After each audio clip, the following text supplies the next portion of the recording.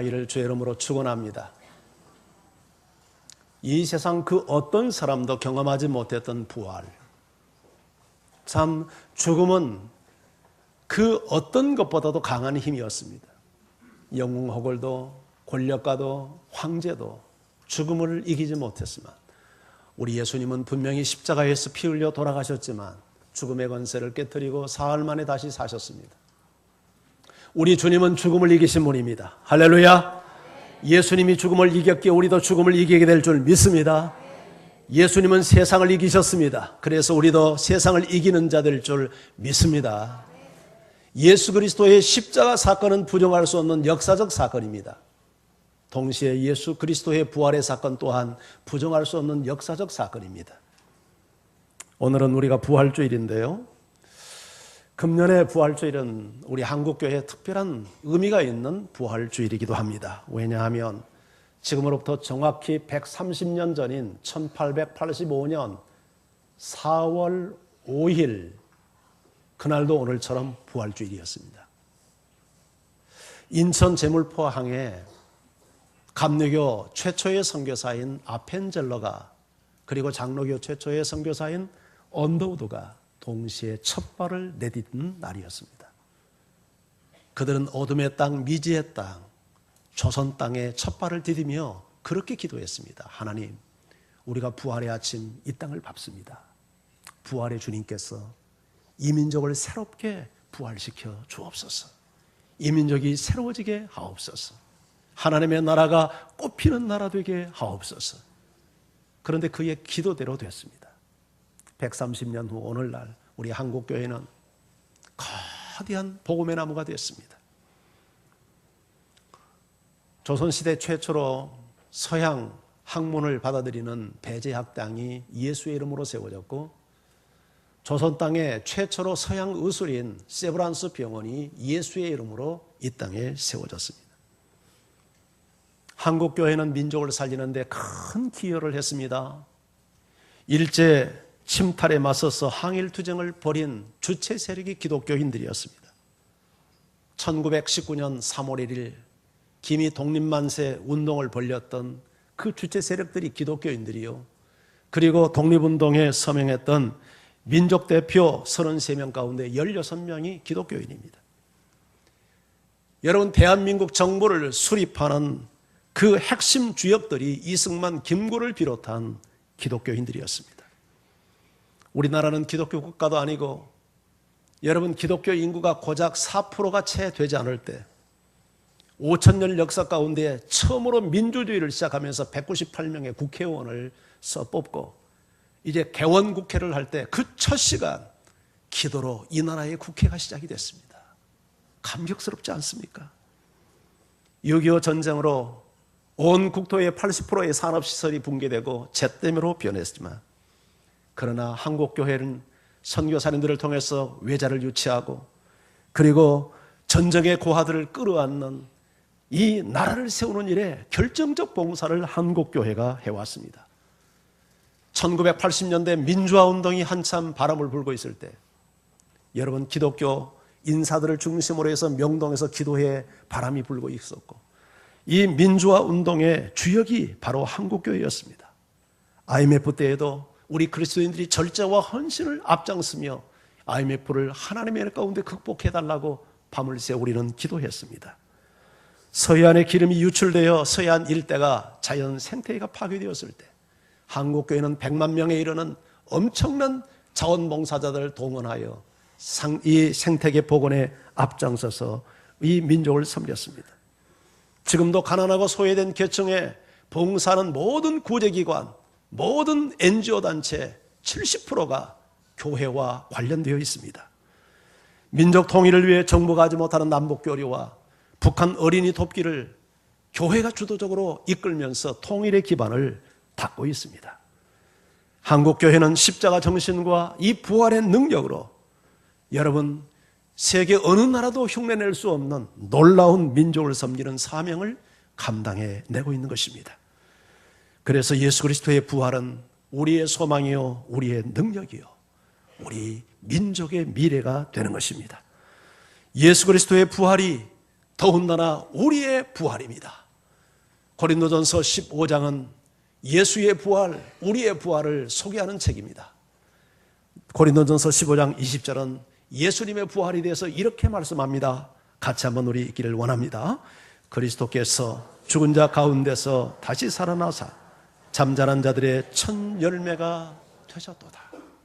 여러분, 예수 그리스도가 죽은 자 가운데서 다시 살아나셔서 다시 부활하셔서 잠자는 자들의, 죽은 자들의 첫 열매가 되었다. 무슨 말입니까?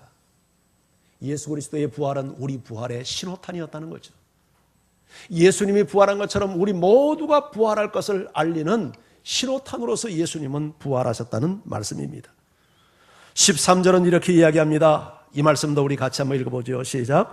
만일 죽은 자의 부활이 없으면 그리스도도 다시 살아나지 못하였으리라. 무엇을 얘기하는 겁니까? 우리가 부활한다는 겁니다. 믿는 자가 부활한다는 겁니다. 우리가 부활이 없다면, 우리의 부활이 없다면, 믿는 자의 부활이 없다면, 죽음이 이것으로 끝이라면 예수 그리스도도 죽음으로 끝이었을 텐데 오늘 우리가 부활하기 때문에 예수님도 다시 부활하셨다는 거예요. 할렐루야. 17절은 이렇게 말합니다. 같이 읽어봅니다. 그리스도께서 다시 살아나신 일이 없으면 너희 믿음도 헛되고 너희가 여전히 죄 가운데 있을 것입니다. 여러분, 다 가정법입니다.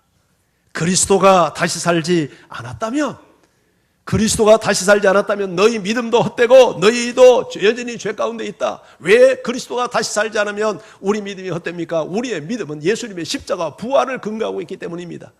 우리는 예수님의 십자가를 통해서 죄 용서함을 받고 예수님의 부활을 통해서 하나님의 자녀되고 구원받는 권세를 누린다는 믿음을 붙잡고 있습니다. 그런데 예수님이 부활이 하지 않았다면 우리의 믿음은 완전 헛것이 믿음이 되어버리고, 여러분, 우리는 정말 이 세상에서 이 죄는 전혀 해결되지 않고 그대로 남아있는 상태가 될 겁니다. 18절은 말합니다.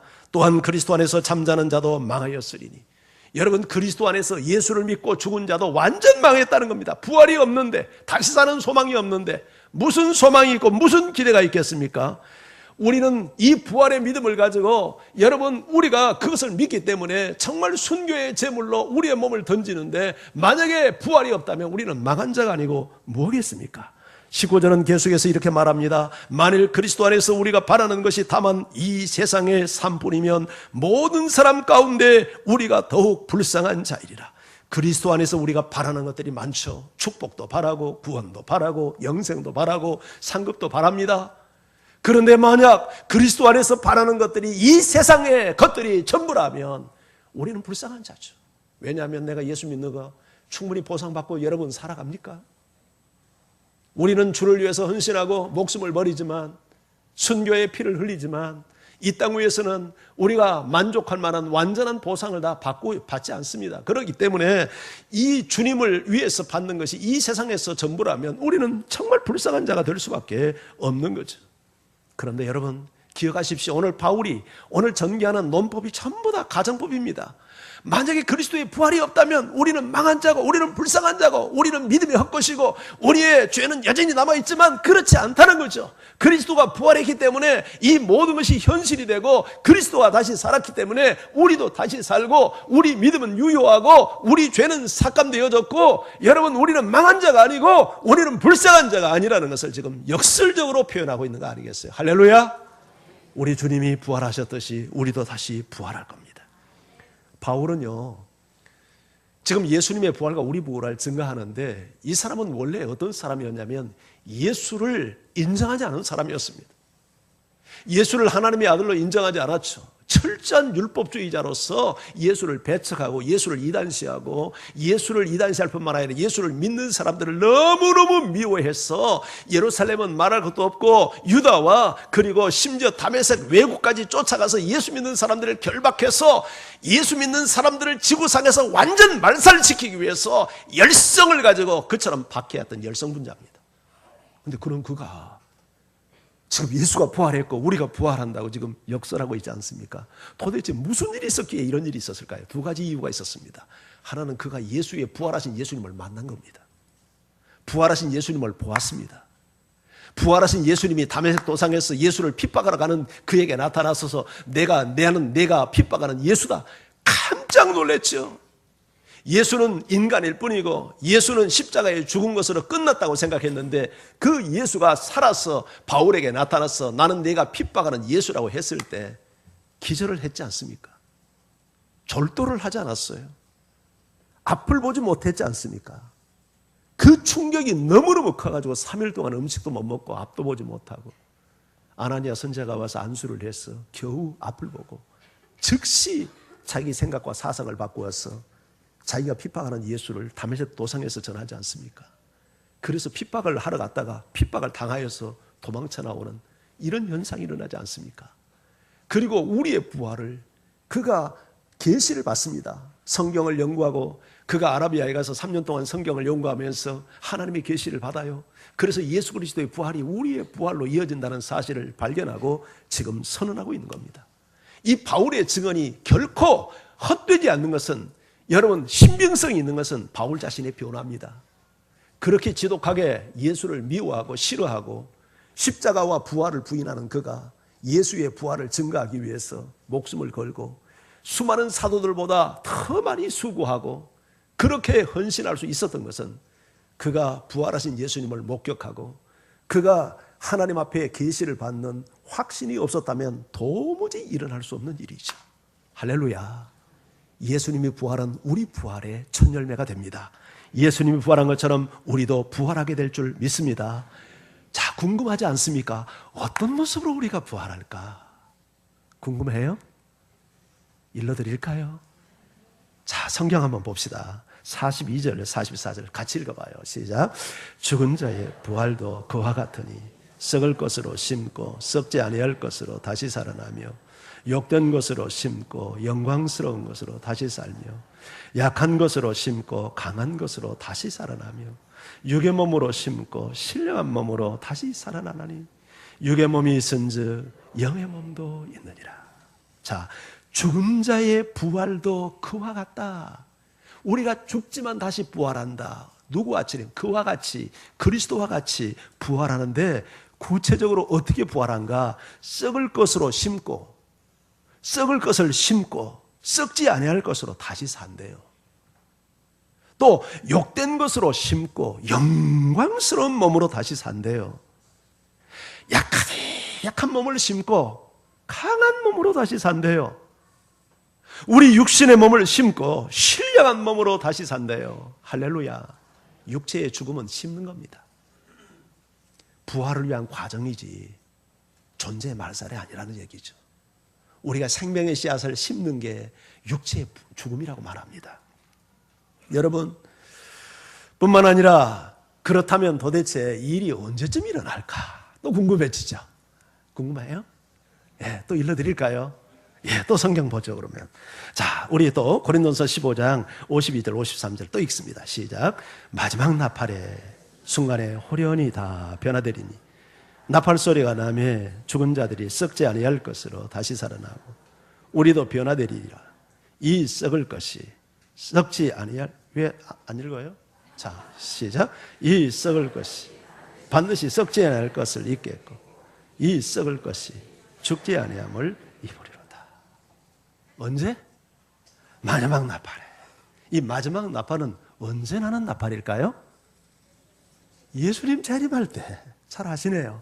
예수님 재림할 때 하늘에서 천사장의 나팔 소리가 빵 하고 터집니다. 온 천지가, 온 세상 만유가 다 들을 수 있는 그 천사장의 나팔 소리, 호령의 나팔 소리가 탁 들을 때 하늘에서 우리 예수님이 구름을 타고 강림하시고 그리고 이 땅에서는 모든 죽은 자들이 다시 살아나는데 그때 어떤 몸으로?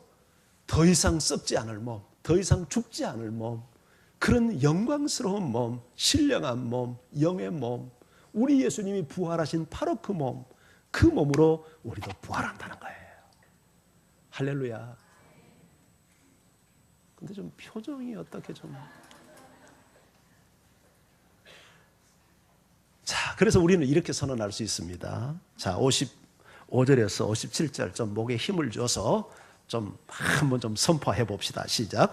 사망아, 너의 승리가 어디 있느냐? 사망아 너의 쏘는 것이 어디 있느냐? 사망이 쏘는 것은 죄요 죄의 권능은 율법이라.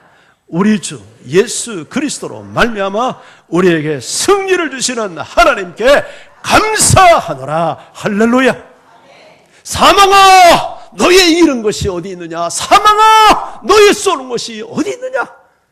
여러분, 이 세상에 사망을 이긴 자가 누구 있습니까? 사망 앞에서 다 무릎을 꿇었습니다. 영웅호걸도 절세 미인도 황제도 권력가도 다 무릎을 꿇었어요. 그런데 예수 그리스도가 죽음을 이기고 나서 예수 그리스도를 믿는, 예수 그리스도 안에 있는 모든 성도들이 이제는 죽음을 향하여서 손가락질을 합니다. 야 사망아 웃기고 있네. 너 쏘는 것이 어디 있냐? 너 이기는 것이 어디 있냐? 예수 그리스도로 말미암아 승리를 주시고 이김을 주신 하나님께 감사하노라. 할렐루야. 하나님이 우리에게 승리를 주는데 누구를 통해서? 부활하신 예수님을 통해서. 예수를, 부활하신 예수님을 믿는 그 믿음을 통해서 우리도 다시 사는, 사망을 이기는 이런 놀라운 능력을 주신 거예요. 감사하지 않아요? 감사하죠. 참, 우리가 이렇게 죽고 끝나버리면 얼마나 허망해요. 얼마나 허무한 존재예요. 그런데 우리가 죽음을 이기고 다시 사는 부활의 영광. 근데 그 몸은 이것처럼 썩는 몸, 늙는 몸, 추한 몸이 아니라 영광스러운 몸, 신령한 몸, 강한 몸, 죽지도 않고 썩지도 않는 몸, 그런 몸으로 다시 태어나니 얼마나 감사해요. 그래서 우리 예수 믿어야 되는 거예요. 그래서 우리 전도해야 되는 거예요. 자, 우리가 한 가지 숙제가 남았어요. 그러면 살아있는 동안 우리 어떻게 살아야 될까요? 자, 오늘 성경은 결론적으로 이렇게 이야기합니다. 58절 같이 또 읽어봅니다. 시작. 그러므로 내 사랑하는 형제들아 견실하며 스늘리지 말고 항상 주의 일에 더욱 힘쓰는 자들이 되라. 이는 너희 수고가 주 안에서 헛되지 않은 줄 알미라. 그러므로, 이 결론 아니에요, 결론?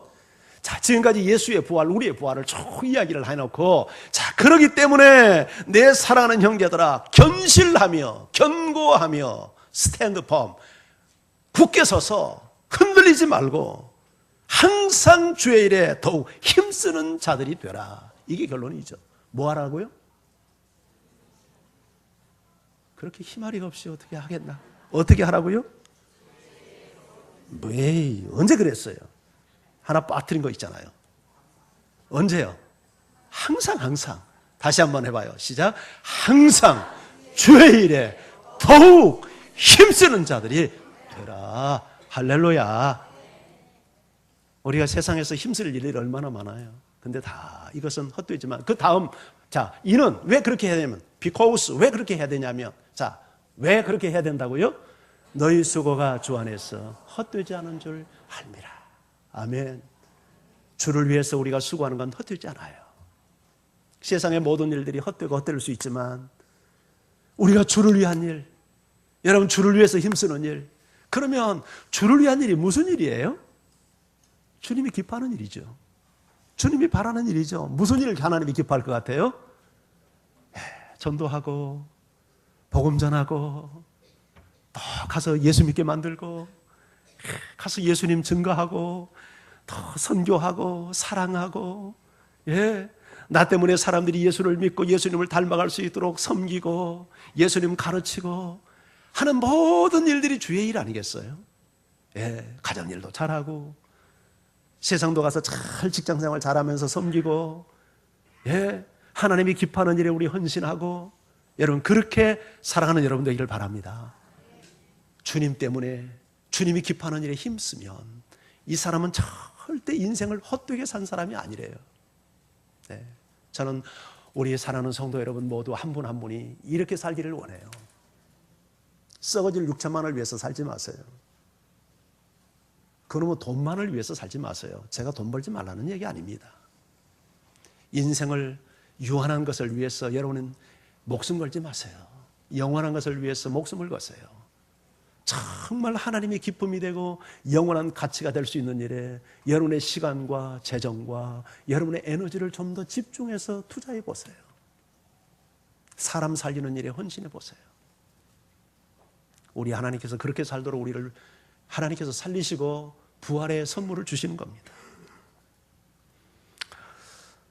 자, 오늘 여기서 이제 설교를 끝내려고 하는데 시간이 좀 남아서 제가 요한복음을 조금 가서 더 이야기를 할게요. 오늘 본문으로 읽었던 요한복음. 자, 오늘 말씀에서 예수님은 진리를 선포합니다.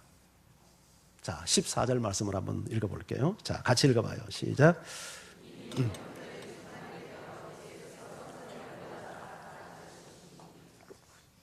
자, 이 명절이 무슨 명절이죠? 무슨 명절? 오메. 무슨 명절? 초막절. 지난주에 설교했잖아요. 초막절. 네, 명절 중간. 근데 명절이 초막절을 보통 며칠을 지내냐면 8일을 지냅니다. 8일. 8일 동안 절기를 지켜요. 그러니까 이제 중간쯤 갔으니까 한 3, 4일 정도 예수님이 올라가신 것 같아요. 처음에는 아직 내 때가 안 됐으니까 나는 올라가지 않겠다 했다가 이제 중간에 하나님의 때가 맞춰서 올라오신 거예요. 그래서 예수님이 지금 이제 성전인데, 저 성전은 어디 있는 성전이죠? 예루살렘에 있는 성전, 남쪽 유다 예루살렘에 있는 성전에 올라가서 뭐 했어요? 뭐 했어요? 가르쳤어요. 뭐를 가르쳤을까요? 성경 가르치고 말씀 가르쳤죠. 자, 그런데 그 다음 절 무리들의 반응을 한번 봅시다. 자, 15절 성경 같이 한번 읽어봅니다. 시작. 유대인들이 놀랍게 여기 이르되 이 사람은 배우지 아니하였거늘 어떻게 그를 아느냐 하니. 자, 예수님의 말씀을 가르치는데 유대인들의 반응이 뭐였죠? 유대인들의 반응이 뭐였죠? 놀랬어요. 왜 놀랬죠? 저자가 학교를 다닌 적이 없는데, 배운 적이 없는데 뭐를 알아요? 글을 알아요. 그래서 놀랬어요. 이게 요새 우리 문화에서 보면 그렇게 놀랄 일이 아닌데, 이게 예수님 당시에는 글을 읽는다는 게 굉장한 충격적 사건이었던 것 같아요. 지금도요, 문맹률이요, 글을 모르는 사람들이 지구촌에 너무 많습니다. 세계에서 가장 문맹률이 높은 나라가 캄보디아라고 하는 나라라고 하대요. 캄보디아가 1900년대 그 khmer 정권이 들었으면서 여러분 수많은 사람을 죽였는데 인구 600만 가운데 100만 명을 죽였습니다. 어마어마하게 죽인 거죠. 그런데 거의가 다 지식층을 죽였습니다. 그래서 전부 다 손조사해서 이렇게 펜대 굴리고 이렇게 뭐 일 안 하고 이런 사람은 다 죽었어요. 예. 그때 우리 살았으면, 캄보디아 살았으면 저도 죽고 여러분도 죽었을 가능성이 많아요. 예.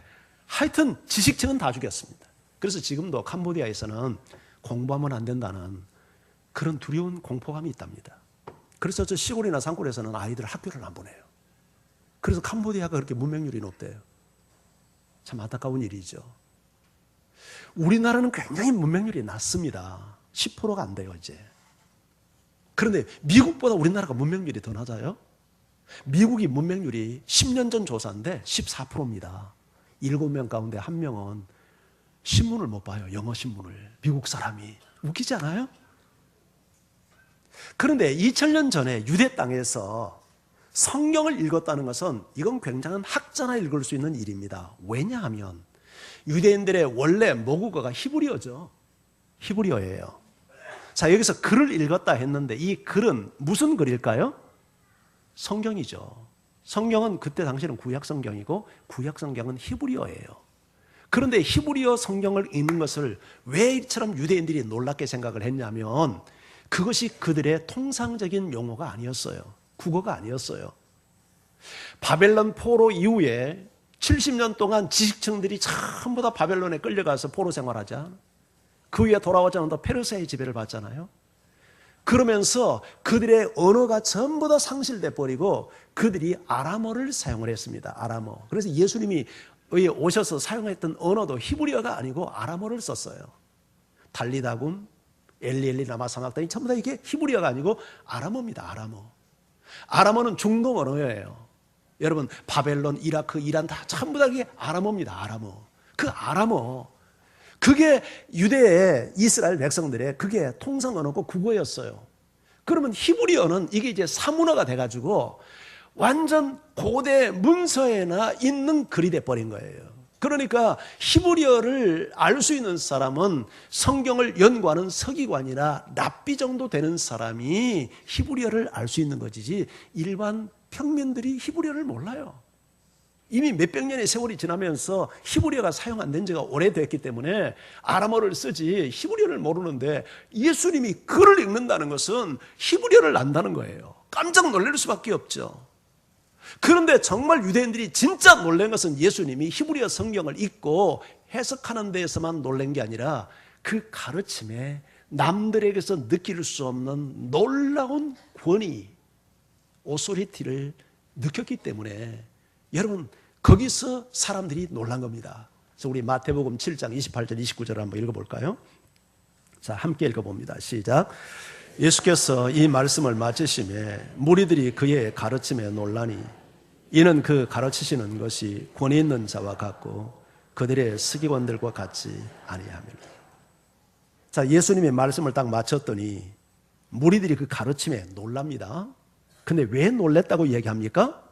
그 가르치는 것이 뭐가 있어요? 그 가르침에 권위가 있는 거. 권위가 뭐예요? 뭔가 범접할 수 없는 파워, 힘, 그런 능력, 어떤 그런 실력, 이런 것들을 느낀 거예요. 근데 그 다음 나오는 말은 뭐세요? 그들의 서기관과 같지 아니하밀러라. 서기관은 성경을 가르치는 선생이에요. 히브리어를 잘 압니다. 그들도 성경을 전문적으로 연구하는 신학 박사들이에요. 그런데 서기관들에게서는 그런 권위를 느끼지 못했는데 예수님이 가르치니까 권위가 느껴지는 거예요. 예수님의 가르침에 왜 이런 남들에게서, 선생들에게서 느낄 수 없는 그런 파워, 그런 실력, 그런 어떤 권위가 느껴졌을까요? 예수님의 가르침이 진리의 가르침이고 생명을 살리는 가르침이고 하나님의 말씀이기 때문에 그런 권위가 나타난 거죠. 이 권위라는 것은 하나님에게서 오는 겁니다. 비진리에서는 권위를 느낄 수가 없습니다.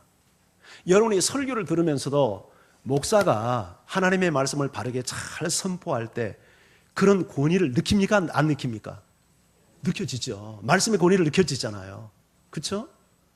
이런 권위를 예수님에게서 느낀 거예요. 왜냐하면 예수님의 말씀이 하나님의 말씀이고 진리고 생명이고 거짓이 아니고 참이고 하니까 여러분 거부할 수 없는 어떤 압도당하는 권위가 예수님의 가르침 속에서 느껴지는 거예요.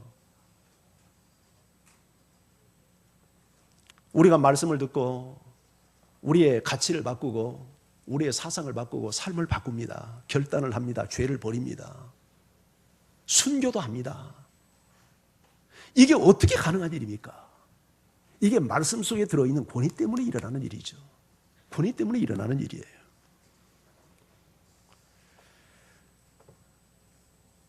그런데 예수님이 학교를 다닌 경험이 없어요. 학벌이 없는 거예요. 가방끈이 짧아요. 그러니까 유대인들이 그 가르침의 권위에 놀라면서도 예수를 안 믿어요. 인정을 안 하는 거예요.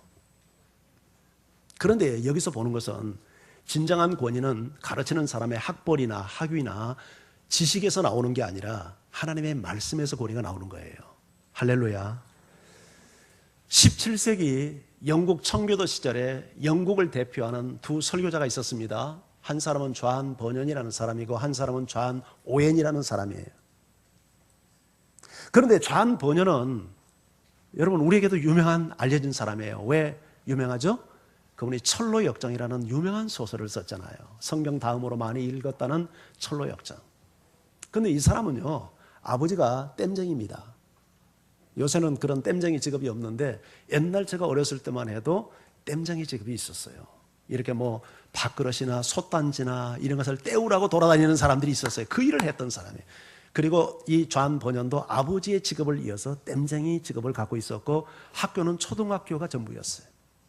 근데 존 오웬은 어떤 사람이냐면 16살에 영국 최고의 명문 대학인 옥스퍼드를 졸업을 했고 19살에 석사 학위를 받았고 20대에 옥스퍼드 대학의 교수가 되고 35살에 옥스퍼드 대학의 학장이 되고 36살에 옥스퍼드 대학의 부총장이 되었어요. 기르산 같은 인물이죠. 그 당시 최고의 석학이었죠. 그런데요, 이 존 오웬은 런던에서 사역을 하는 사람이고 저 번연은 시골에서 사는 사람인데 가끔 가다가 이분이 이제 런던에 와서 집회를 합니다. 말씀을 전하기 위해서 와요. 그러면 거기 누가 찾아오냐면 존 오웬이 존 번연의 설교를 듣기 위해서 오는 거예요. 놀랍지 않습니까? 그렇게 유명한 신학 박사가 초등학교 졸업을 한 시골에 그런 전도자의 설교를 듣기 위해서 그 앞에 와서 앉아 있는 거예요. 그래서 사람들이 묻는 거예요. 아니 당신 같은 사람이 어떻게 존 번연의 설교를 들으러 옵니까? 그러면 존 오웬이 이렇게 이야기를 합니다. 영국에서 가장 영이 맑은 사람이 존 번연입니다. 그리고 나는 존 번연의 설교를 들을 때마다 나는 그의 설교 속에서 예수님의 음성을 듣습니다. 참 겸손한 사람이죠. 진정한 권위가 어디서 온다는 것을 아는 사람이죠. 그런데 유대인들은 그렇게 반응하지 않았어요. 예수님이 배운 적이 없는데 저 사람이 어떻게 그를 아는가. 그리고 그 권위 앞에 눌리면서도 예수님을 거부해버린 거예요. 여러분 이런 실수 범치 않기를 바랍니다. 그 사람이 누구냐? 설교자가 유명한 조영기 목사님이냐? 아니면 저기 망원동에 이름 없는 최저 목사가 전하냐? 그게 중요하지 않다니까요. 예. 정말 아무리 유명한 사람이라도 자기 말을 하면 권위가 없는 거지만 아무리 무명의 설교자가 말씀을 전해도 하나님의 말씀이 바르게 강론되어지고 바르게 선포되어진다면 그 속에 우리 인생을 바꿀 수 있는 권위가 나타나는 거예요. 할렐루야. 인간의 외적인 저 사람은 학벌이 없는데 저 사람은 별 볼 일이 없는데 저 사람은 배운 게 없는데 그것 때문에 여러분들이 말씀을 놓치는 말씀을 거부해버리는 이런 실수를 범치 않기를 바랍니다. 예수님께서 그들의 태도를 아시고 이렇게 반론을 제기합니다. 16절을 읽어봅니다. 시작. 예수께서 대답하여 이르시되 내 교훈은 내 것이 아니요 나를 보내신 이의 것이다. 내가 가르치면 내 가르침 내 교훈은 내 것이 아니요 나를 보내신 이 누구 겁니까? 하나님의 거다. 예수님의 말씀에 왜 이렇게 권위가 있을까요? 하나님의 말씀을 전했기 때문이죠. 하나님의 말씀을 전했기 때문에. 그러면서 17절에 이렇게 도전합니다. 17절 시작. 사람이 하나님의 뜻을 행하려 하면 이 교훈이 하나님께로부터 왔는지 내가 스스로 말함인지 알리라. 이런 뜻입니다. 너희가 한번 내가 가르침을 한번 행해봐라. 너희가 정말 하나님의 뜻을 행하기 원한다면 내 말을 한번 행해봐라. 그리하면 내 교훈이 하나님에게서 온 건지 이게 사람의 교훈인지 너희가 분별하게 될 거야. 알게 될 거야. 우리가 이 말씀이 진리인가 진리지 않는가 진리가 아닌가를 어떻게 경험할 수 있냐면 행해보는 거예요. 행해보는 것. 행해보면 진리는 반드시 진리일 수밖에 없는 열매를 가져다 줍니다. 아멘. 그런데 이게 진리가 아닌 것은요 이게 행해보면 뽀록이 난단 말이죠. 행해보라는 거예요. 행해보라. 그러면서 18절 이렇게 말합니다. 시작. 스스로 말하는 자는 자기 영광만 구하되 보내신 이의 영광을 구하는 자는 참되니 그 속에 불의가 없느니라. 정통과 사이비, 정통과 이단을 구분하는 결정적 방법이 뭐냐? 자기 영광을 구하면 그건 사이비다. 그건 이단이다. 그러나 하나님의 영광을 구하면 그건 정통이다. 그건 바른 교훈이다. 이런 하나님의 영광을 구하는 가르침 속은 가르침은 참되고 그 속에 불의, 거짓이 없다. 예수님의 가르침은 하나님의 영광을 드러내는 가르침이었다. 그런 뜻입니다. 그래서 우리가 예수님의 말씀을 듣고 그 말씀에 순종해서 살면 죽은 자가 살고 내 인생이 고침을 받고 그 말씀대로 살면 복을 받고 그대로 살면 가정이 회복되고 삶이 변화되는 능력이 그래서 나타나는 거예요. 할렐루야. 할렐루야. 자, 예수님은 예수님이 틀렸다고 시비를 거는 자들에게 이제 반격을 가합니다. 자, 그 내용이 19절이에요. 자, 19절을 또 읽어봅니다. 시작. 모세가 너희에게 율법을 주지 아니하였느냐? 너희 중에 율법을 지키는 자가 없도다. 너희가 어찌하여 나를 죽이려 하느냐? 자, 모세가 너희에게 율법을 주지 않았느냐? 너희가 모세의 율법을 하나님의 말씀으로 받고 있지 않느냐? 그런데 너희가 왜 율법을 지키지 않느냐?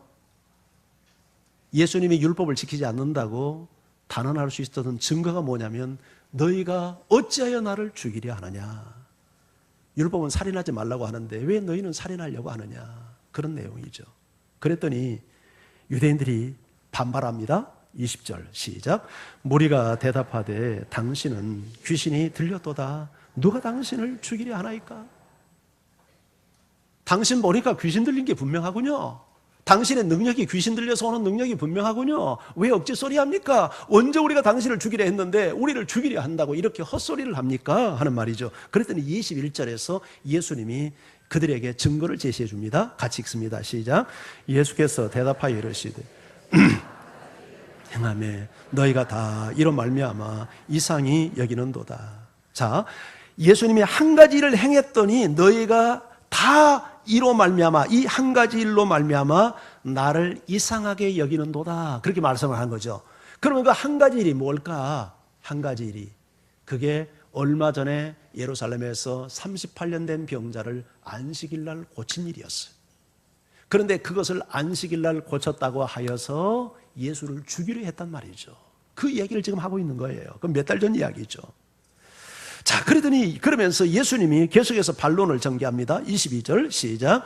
모세가 너희에게 할례를 행하였으니 그러나 할례는 모세에게서 난 것이 아니요 조상들에게서 난 것이라. 그러므로 너희가 안식일에도 사람에게 할례를 행하느니라. 자, 모세가 너희에게 할례를 행하였다. 모세가 너희에게 할례를 가르쳤지. 그러나 가로 안의 내용은 뭡니까? 실상은 모세 때 할례가 시작된 게 아니라 그 조상 때부터, 아브라함 때부터 할례가 있어 왔었다. 그런데 그 조상 때부터 할례를 행하고 모세가 율법을 통해서 할례를 가르쳤기 때문에 너희가 안식일에도 그 율법 때문에 할례를 행하지 않느냐? 그러면서 23절 이어집니다. 자, 23절 시작. 모세의 율법을 범하지 아니하려고 사람이 안식일에도 할례를 받는 일이 있거든 내가 안식일에 사람의 전신을 건전하게 한 것으로 너희가 내게 노여워하느냐? 자, 율법에 모세 율법. 자, 모세 율법에 할례를 행하라. 난지 8일 만에 할례를 행하라. 이 할례가 뭐냐면 남자아이가 태어나면 생식기 끝을 잘라냅니다. 이것은 하나님의 백성이라는 증표를 남기는 일종의 성례입니다. 성례. 자, 이것을 행하는데 이것이 난지 8일 만에 행해야 된다고 이렇게 가르쳐요. 근데 난지 8일, 출생한 지 딱 8일을 계산해서 하다 보니까 어떤 경우에는 8일째 되는 날이 안식일에 딱 걸릴 때도 있단 말이죠. 근데 안식일이라고 해서 그 다음날로 미루지 않고 안식일이라도 율법에 그렇게 모세가 가르쳤기 때문에 8일 날 안식일이라 된다 하더라도 그들이 의료 행위를 한단 말이죠. 예. 그런데 너희들이 이렇게 율법을 지키기 위해서 이렇게 안식일도 할례를 행하면서 사람의 전신을 온전하게 하는 일, 사람을 살리는 일, 38년 된 병자 누워있는 사람을 고친 일로 안식일 날 고쳤다고 해서 내게 노여워하느냐? 너희가 하는 것은 괜찮고 내가 하는 것은 잘못됐냐? 너희가 지금 율법을 편파적으로 적용하고 있는 것 아니냐? 하는 질문을 던지는 거죠. 자, 유대인들이 왜 이런 실수를 했을까요? 이제 우리에게 적용을 한번 해봅시다. 이 메시지가 우리에게 주는 메시지가 뭔지를. 예수님이 행하는 일들을 인정을 하지 않습니다. 그 가르침에 놀라고 히브리어 성경을 읽는 것을 놀라고 말씀의 가르침에 권위가 있다는 것도 놀라면서 예수님을 귀신 들렸다고 하고 예수님을 죽이려고 하고 예수님을 배척합니다. 이유는 두 가지입니다. 하나는 예수님의 학벌이 없다는 것 때문에, 예수님의 외적인 조건이 너무 형편없는 것 때문에 예수님의 말씀을 하나님의 말씀으로 받아들이지 않습니다. 그리고 또 하나, 그들은 성경의 핵심 내용과 사상을 놓쳐버리고 문자만 붙잡는, 껍데기만 붙잡는 실수를 범했어요. 여러분, 예수님이 나중에 정리하죠. 율법의 강령, 율법의 요약이죠. 율법을 다 정리하면 이게 무슨 말씀이냐 했을 때 하나님을 사랑하고 이웃을 사랑하라. 사랑의 이야기죠. 그러니까 우리가 성경을 제대로 이해하고 성경을 제대로 배우고 하나님의 말씀을 제대로 믿는 사람이라면 우리가 정말 하나님을 사랑하고 이웃을 사랑하는 사람으로 날마다 성장해 가야 되지 않겠습니까? 그런데 이게 성경의 가르침이고 이게 사상이고 핵심이고 알맹인데 지금 이들은 율법을 가지고 예수를 죽이려 합니다. 율법을 어겼다고. 자기들이 어긴 것은 괜찮고 예수님의 율법을 어긴 것은 문제시 삼는 겁니다. 이건 굉장히 편파적이죠. 그들은 율법이 가르치는 핵심 알맹이는 다 내동쟁이 치고 율법을 문자만 붙들고 그 문자를 가지고 예수님을 비판하고 논단하고 정죄했던 겁니다. 이것이 신앙이 타락할 때 나타나는 현상입니다. 여러분은 하나님의 말씀을 가지고 사람을 살리고 사람을 치유하고 사람을 회복시키고 사람을 세우는 일을 합니까? 아니면 하나님의 말씀을 가지고 사람들에게 칼질을 하고 사람을 판단하고 정죄하는 일을 합니까? 이게 유대인들에게만 일어나는 일이 아니라 우리에게도 일어나는 일입니다. 하나님의 말씀을 앞세워놓고 말씀대로 하지 않는다고 우리가 사람을 비난하고 정죄하는 일을 얼마든지 우리도 행할 수 있습니다. 여러분, 그러나 우리가 정상적으로 하나님의 말씀을 배운 사람이고 바르게 신앙생활을 하는 사람이라면 사람을 사랑해야 합니다. 사람을 치유하고 눈물을 닦아주고 나 때문에 힘을 얻게 만들고 그 사람을 세워주고, 그것이 성경의 가르침이고 그것이 우리가 믿음 생활을 제대로 하는 거고 말씀을 바르게 깨닫는 사람의 모습이에요. 그런데 말씀을 가지고 사람을 죽이려 들고 사람을 비판하고 판단하고 재판하고 칼질하는 것은 성경을, 율법을 지키지 않는 것이고 성경을 잘못 이해하고 있는 것입니다. 그래서 마지막 결론, 이렇게 예수님이 말씀합니다. 24절 함께요. 시작. 외모로 판단하지 말고 공의롭게 판단하라. 너희 세상적 기준을 가지고 겉모습 보고 외모로 판단하지 말고 공의로 판단하라. 여러분, 우리도 이 세상에 살면서 사람이 다 외모를 보는 세상이니까 외적인 것을 가지고 사람들을 판단해서 진리를 놓치는 실수를 범치 않기를 바랍니다.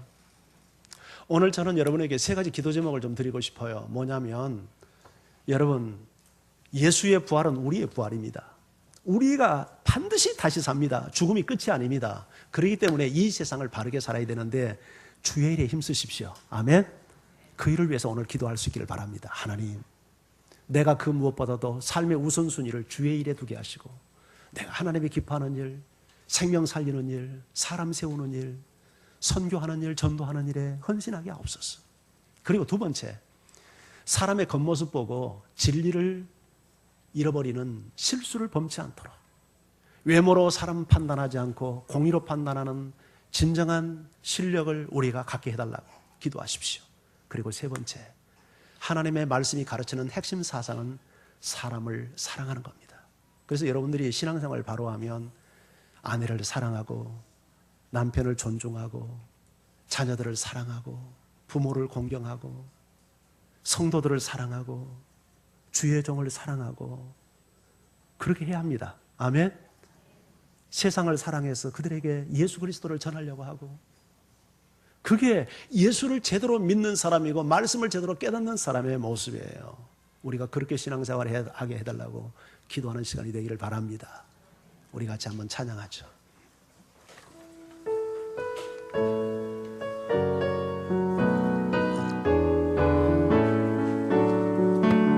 주 하나님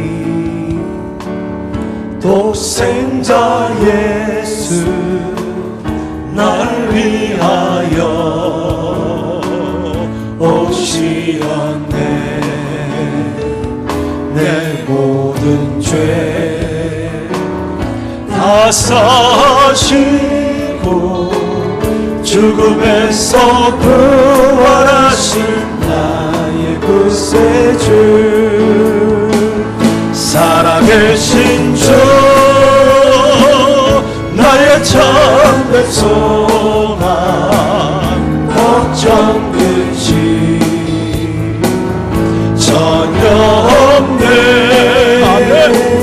사랑의 주내 갈 길인 너희 내 모든 삶의 기쁨을 충만하네. 살아계신 주, 살아계신 주 나의 참된 소망, 걱정 근심 전혀 없네.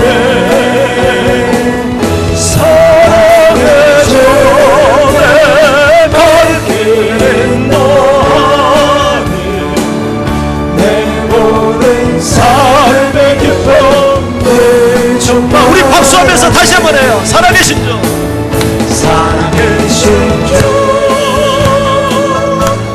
나의 참된 소망 걱정 근심 주여 전혀 없네 아멘 사랑을 전해 달리는 너한 내 모든 삶의 계획